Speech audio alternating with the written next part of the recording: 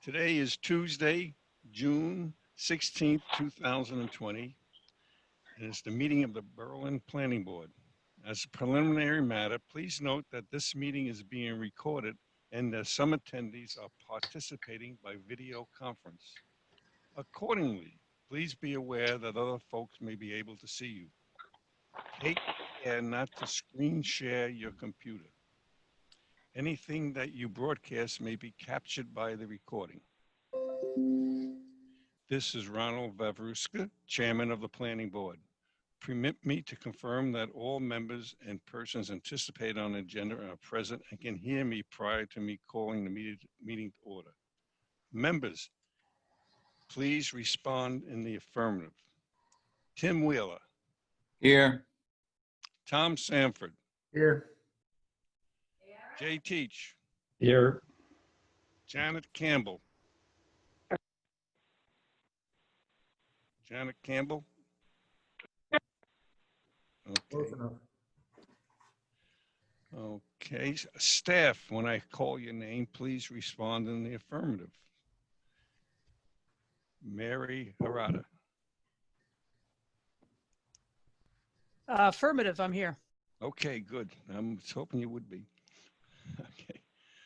With a quorum of the board present, I call this meeting to order at 7:33 p.m. on Tuesday, June 16th, 2020. This open meeting of the Planning Board is being conducted remotely, consistent with Governor Baker's executive order of March 12th, 2020, due to the current state of emergency in the Commonwealth due to the outbreak of the COVID-19 virus. Specific information and the general guidelines for remote participation by members of the public and or parties with a right and or requirement to attend this meeting can be found on the Town of Berlin website at www.townofberlin.com.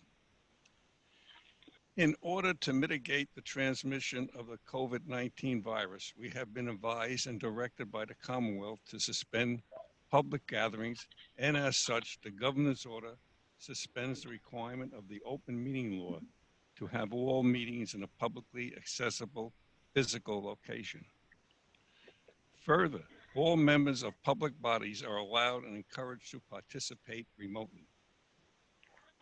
This order allows public bodies to meet entirely remotely, provided reasonable public access is afforded, so that the public can follow along with the deliberations of the meeting.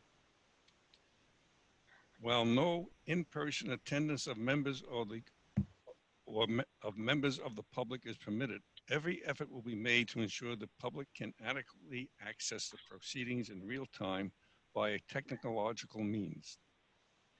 In the event that we are unable to do so, despite best efforts, we will post on the town's website an audio or video recording transcript or other comprehensive record of proceedings as soon as possible after the meeting. Ensuring public access does not ensure public participation unless such participation is required by law. The standard public comment portion of this meeting will accommodate limited public comment. For this meeting, the Planning Board is convening using the Zoom platform as posted on the agenda, identifying how the public may join. The public is encouraged to follow along during this meeting using the posted agenda unless I note otherwise.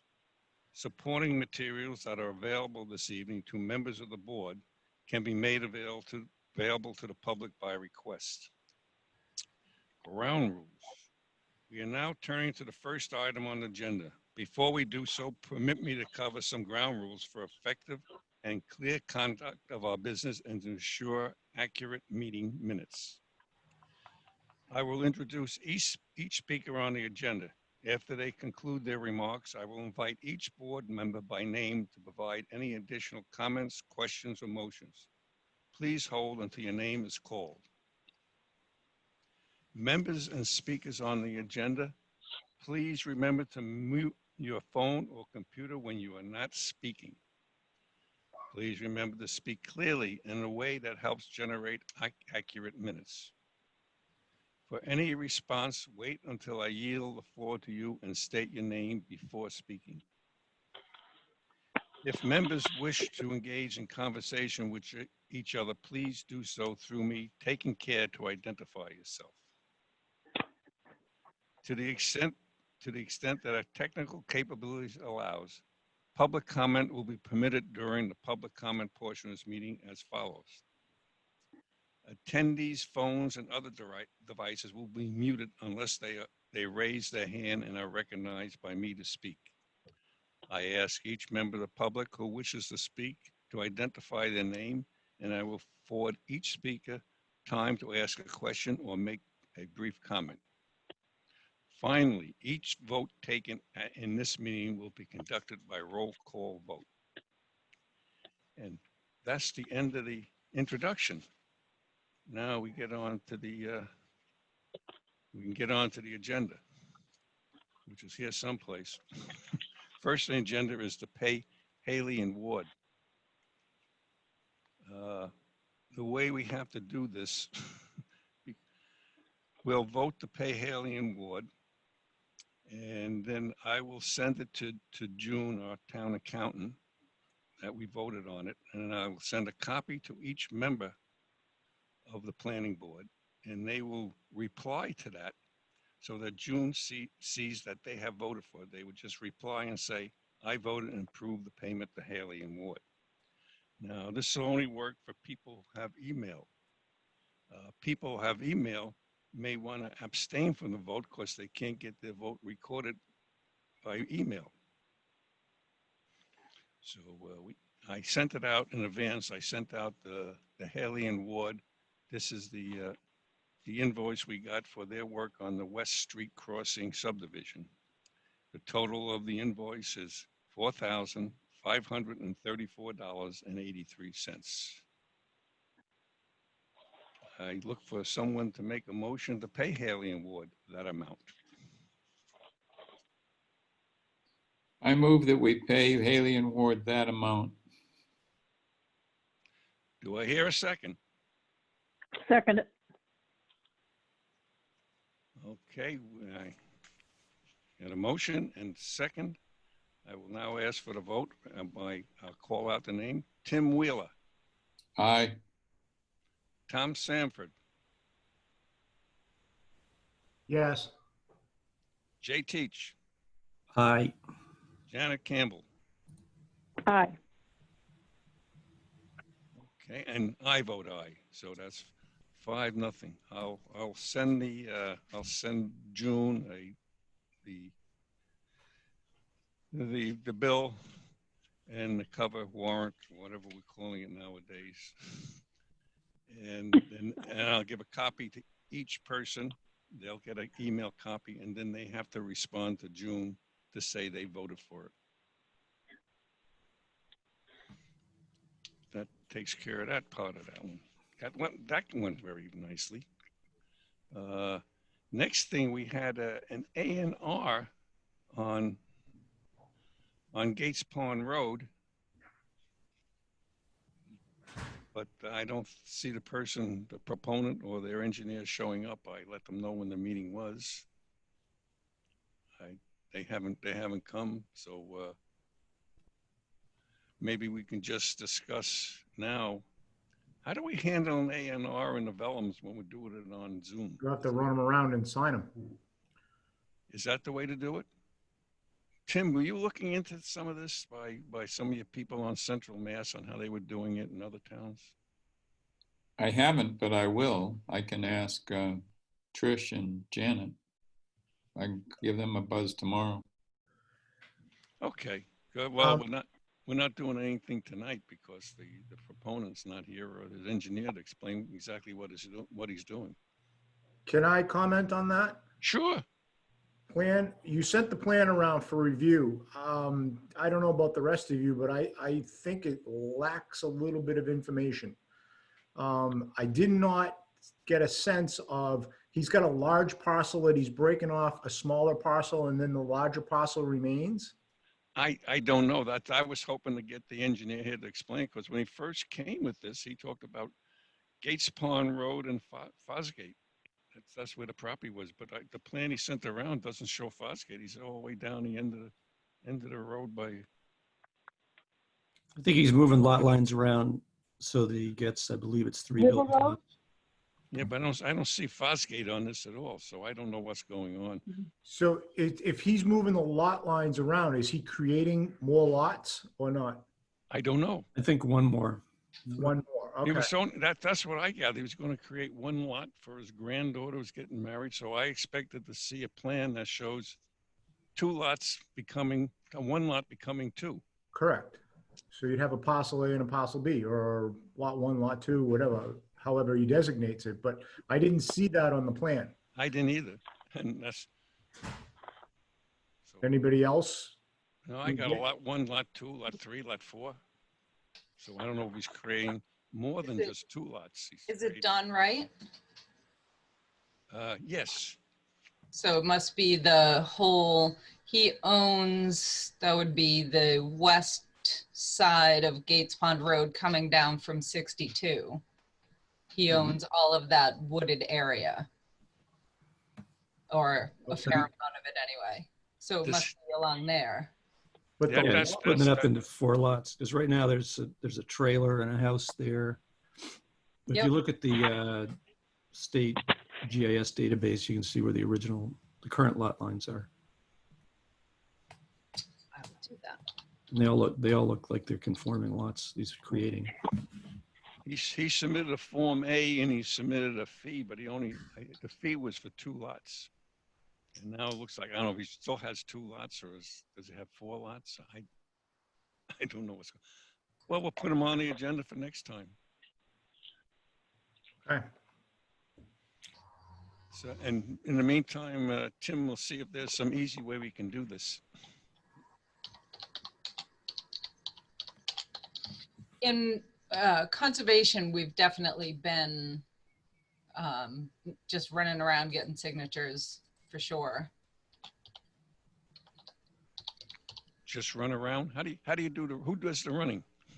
John Aney, who's the chair, has been, he just, like on a Saturday morning, just kind of He visits everybody? goes and visits everybody. We stand outside in the yard and get your own pen and Get your own pen with a long arm. And yeah. yeah. Okay.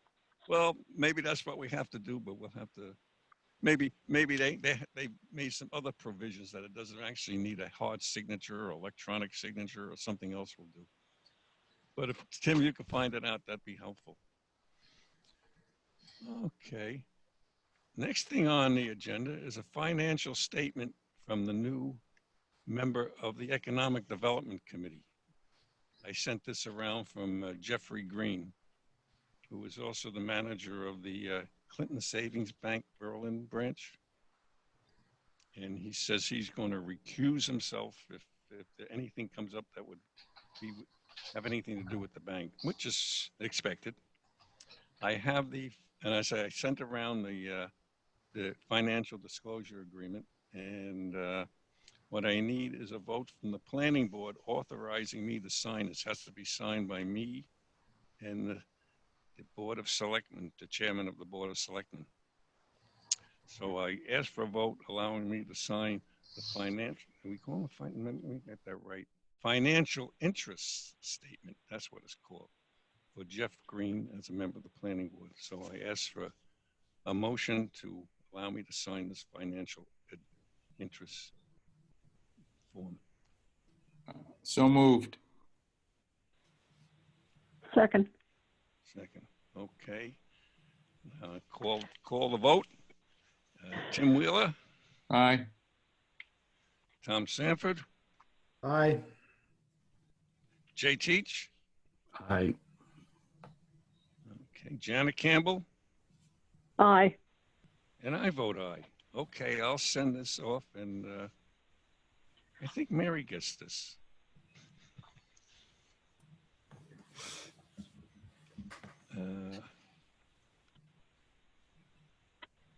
Okay, everyone got a copy of the new River Bridge study, the financial impact study, which as I read it, this is a preliminary. We're going to do another one later on, and Tim, you've been following this pretty good. You want to lead us through it? Are we going to get it looks like we're going to get another financial impact study once people move in and we see how many kids there really are. And So when Roberta gave us the first proposals, she broke it into multiple parts. And what is that? she broke it into multiple parts. And the goal with this first part was simply to identify the impact to the public safety portion of town government, particularly the ambulance. And we wanted to get that accomplished and out of the way because with the apartments opening, if there needed to be a better, a clearer understanding of the relationship between Riverbridge and NRP's apartments and the town of Berlin, we wanted to get that squared away sooner rather than later. The part that deals with the total financial impact is in a later phase of Roberta's reporting. And so she'll probably work on that when we have a better understanding of how many school kids are going to be into the system as part of this first phase. So initially, NRP thought they might have close to 100 apartments rented by September.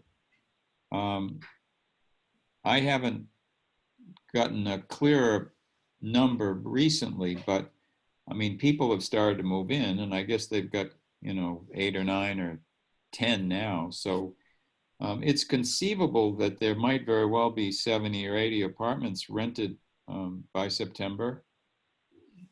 What's going to happen with the schools, of course, is another question. And, how we determine impacts may be hard to tell at that stage.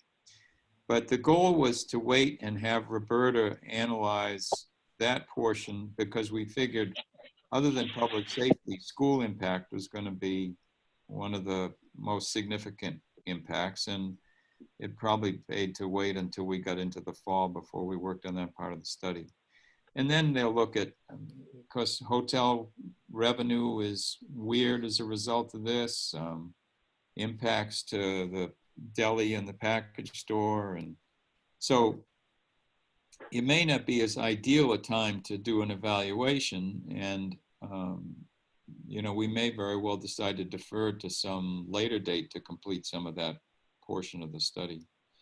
Yeah, the immediate thing you say is the ambulance.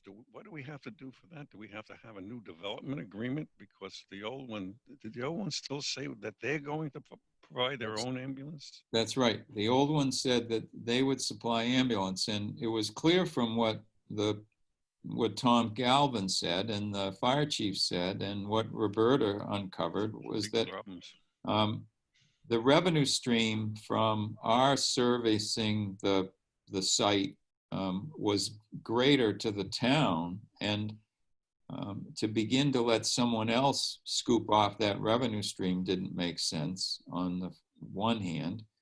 The other problem was that we still felt that we would have a legal obligation to respond even if another ambulance service was committed. And so that complicated matters as well. And when you talk to the Sennies, there was some question as to whether or not a tenant would, if they were assuming the responsibility of the expense, if an ambulance came and was refused, which sometimes happens, someone says, no, I don't want to go. Well, there's an expense, and then that gets picked up by someone. Now, the town does it in the town's case, but in this case, the tenant agreement was going to put the burden on the tenant. And there was a concern that if, as a result, the tenant might not call an ambulance. I mean, they might very well say, I'm not calling if there's a chance of someone not saying, I'm willing to go. And then the tenant ends up with the burden of the cost. So, you know, it gets complicated. So it was far better for us to say, let's modify the development agreement. We'll take the responsibility for the ambulance. And in the long run, the town is better off. If you look at that chart, you see that there's revenue that we miss out on essentially if we don't participate. And how are we going to accomplish this development agreement? That's with the selectmen, right? Well, we'd have to go to town meeting in the fall, I would think, if there's I mean, there's going to be another town meeting at some point, and we'd have to make a modification to it at that point, the way I see it. Is that the way we did it last time? That town meeting approves the development agreement? Well, because this isn't a minor modification to No, anything, this is no, it's fairly not. major, so. So what happens with ambulances between now and when the town meeting occurs? Well, I think the town wants to respond, and they're gonna. Okay, so they're and respond. I think Sennies will be asked not to interfere. So they probably will not contract. I don't know. Have they contracted with the? Not to my ambulances? knowledge, no. No. So they'll just hold it the same. Right. Okay, and the town will respond to whatever happens, and then we'll take all the financial things in the development agreement. So then the other two key parts of this portion of Roberta's report was that the $100,000 per year for 5 years is justified based on the demand for increased personnel in public safety and the conversion to ALS, to advanced life support for an ambulance. So the fire chief had been asked to evaluate potential costs to switch from the service we supply now to advanced life support. And they felt comfortable with the figure. I think that Roberta may have used $130,000 or $140,000, and they thought they could make that leap with that kind of funding. So the Sennies have looked at the report, and I think they feel, you know, there's the 100,000 is there, was agreed upon in the beginning. It's justifiable. It's clearly something that we can target to some of these expenses that are going to be in these initial phases of this transition. The 50,000 that was due, and I think it's in November 21 or something like that, because we've deferred it on several occasions. She argues that that wasn't justifiable in the last report in 13 and continues not to be justifiable. So she'd argue that that probably ought to be, they ought to be released from that obligation. And that was an obligation that came as a result of their not building the CCRC, which the argument was that there was going to be a shortfall to the town of somewhere around $50,000 because that was a net positive in terms of cash flow. So with the loss of that and other types of facilities that might come in, like these apartments, the argument was, you're going to cost us more money, so you're going to have to ante up unless you can come up with some other proposal of, you know, a memory care facility, and the language is in the modification to the development agreement. So she argues that preliminarily, she feels that there isn't a justification for that 50,000, that there's going to be a break even, and probably the town is going to be on the positive side of the cash flow when the dust settles and everything's completed. But she put language in the report at this stage that said she anticipates that that'll be the final resolution, but there's no reason to move forward on that at this point, because there needs to be a further analysis of all the moving parts.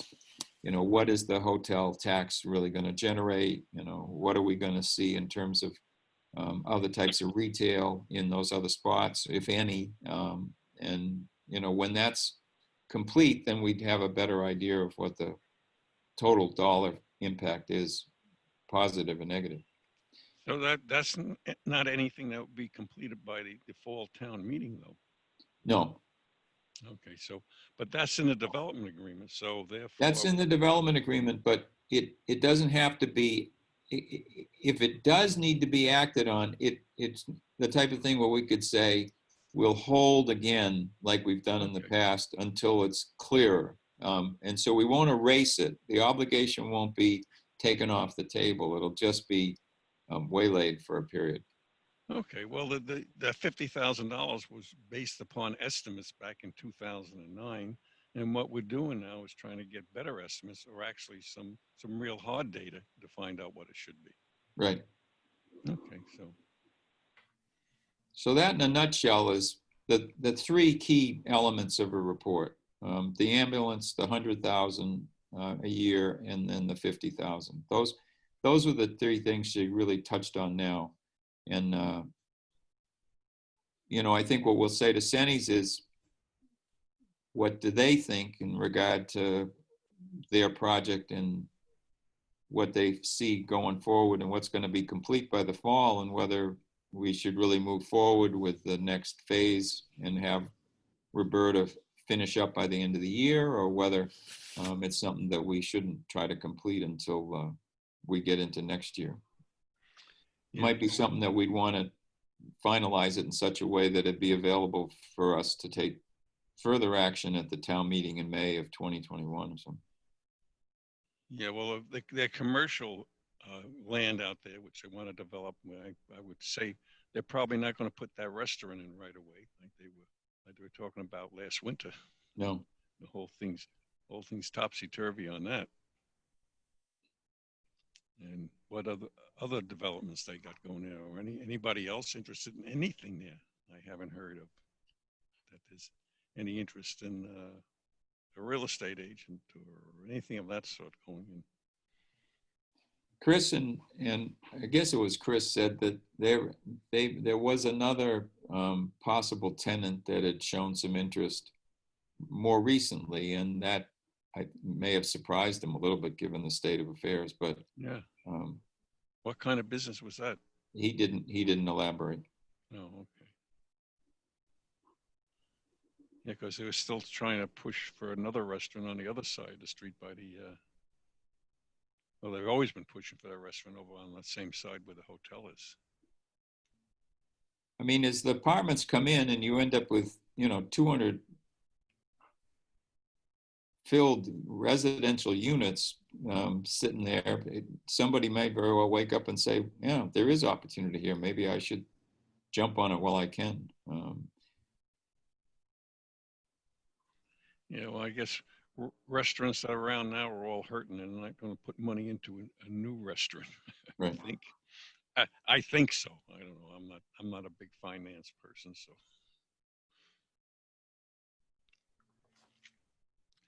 Okay. Anybody else like to discuss anything more on the Riverbridge fiscal impact study? Hearing none. The only thing, just offhand, what we got going on Central Street by the Wilson land with the Love All Serve All group wants to put a facility there. Have you had a chance to look at that, anyone? And I don't know, they're a nonprofit, but they have a religious background, but they're not really a church. So does anybody have an idea, how does this impact taxes on this? Does this become tax-free, or is it just churches tax-free, or the nonprofits become tax-free? I don't think we say anything about the taxes, but it'd be interesting to note. Does anybody have any idea how that works? Just because it's not a church doesn't mean that it's not a religion. Huh? Well, I don't know if it is a religion. even so. If it's a spiritual thing, then they should be tax-free. They'll be tax-free. So that'll take that 27 acres, I think, no, 47 acres off the tax rolls. What was the drawing in there that looked like there was some change in the conservation restriction boundaries or something like that? There was an aerial view at the top of the email that had lines around it showing the conservation restriction. The lines are not, there's no conservation restriction on that property, but there's a boatload of wetlands. Wetlands, yeah, I mean So wetlands. those were all wetland lines from the Mass GIS. Wasn't there some comment in there about changing the wetland boundaries? They I saw definitely need to have it delineated in order to figure out exactly where they are. So that in the little bit of looking that I did at it today, it looks like they're a spiritual education center. So I'm not really sure where that falls with the tax base. It'll be like yoga and meditation and that kind of. Buddhist. Yeah. Yeah. Did it say that they were Buddhist? Not that it really No, matters, No. but They said that they're non-denominational. right. That's what yeah. The selectmen can negotiate a payment in lieu of taxes anyways. Right. I think they have a bigger challenge with the restrictions and the setbacks. I don't know as if they're going to be able to develop that piece. It's a challenge. It's very challenging with the wetlands, and they're looking for like an acre of parking alone. Yeah, I saw that. 170 spaces. Yeah. I'm not sure exactly where this building is going to go. Is the veterinary place going to stay there? The original? Behind it, Ron. building? It's going to go behind it? Yeah. Right. But if you think about the topography over there, it's ledge and swamp. Right. And I mean, that piece of property's been on the market since I've lived here, so for 20 years. Right. So it'll be There interesting. there is a flat spot up there, but it's challenging to get to, and you got to cross wetlands to get to it. So Right. it's not easy to. Even if you go in through the field? There was, at one time, there was a proposal where they were going to run down the railroad tracks and get an easement from Jennifer, and that all fell apart. Right. And well, and now the state's looking to develop the rail trail. So You're not going to get the easement then. not going to get the easement. It wasn't on the railroad bed itself. It was all on her property. Yeah. But it was going to parallel the railroad bed. Right. She had a change of heart.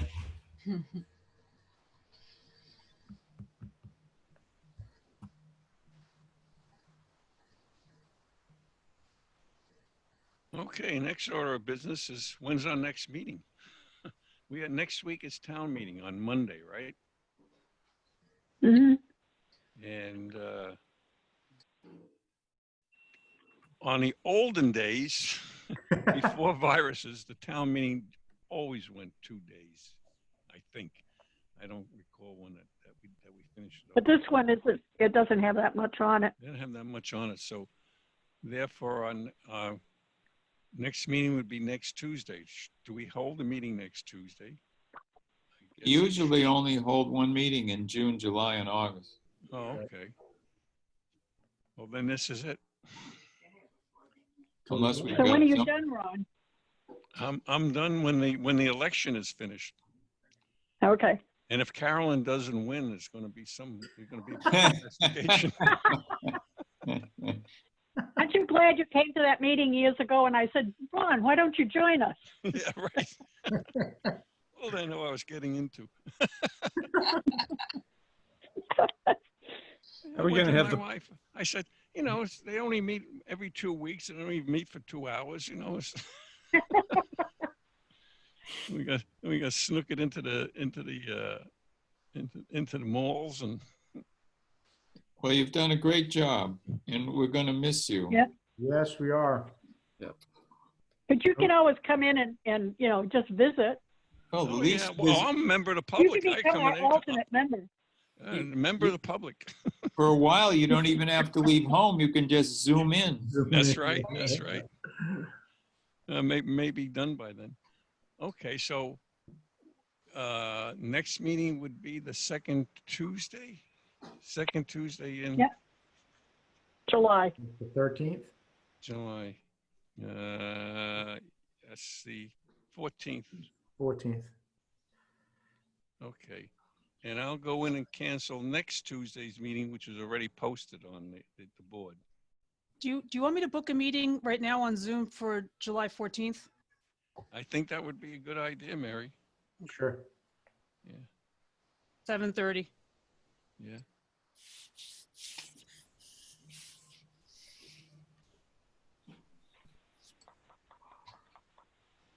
Ron, how long have you been on the planning board? It's between 16 and 17 years. I took over when Tom Andrew became selectman. I finished out his term, and then I ran for election the next year. He showed up one night and he was arguing and I said, we need another member. Why don't you volunteer? Yeah. You came because you had a metal chair that you wanted to get rid of in the dump. And Yeah, was, right. You remember that part? And it's prohibited to have your community dump stuff in the town dump. So I told you to go down and knock on my father's door and give him the chair and have him take it to work, and I'd throw it in the dumpster Right. because I didn't want to argue with you. But I pursued the argument. You I had to did. go through the Board of Health because they ran the transfer station. The planning board put the articles in there, and the town said, "Well, we can't do anything." The planning board put it into the bylaws, and the planning board said, "Well, this is what the Board of Health wanted." Yeah, I remember I made up that big chart how it all would work. And I said, "Well, you should be on the board." It was easier than arguing with you. Okay, that's, I guess, is there anything else to transpire here? Now that we can see Tim, we know it's really him. I thought it was an imposter. Yeah, it's hard to tell. I was out haying and I said to myself, I'm disheveled. I need to be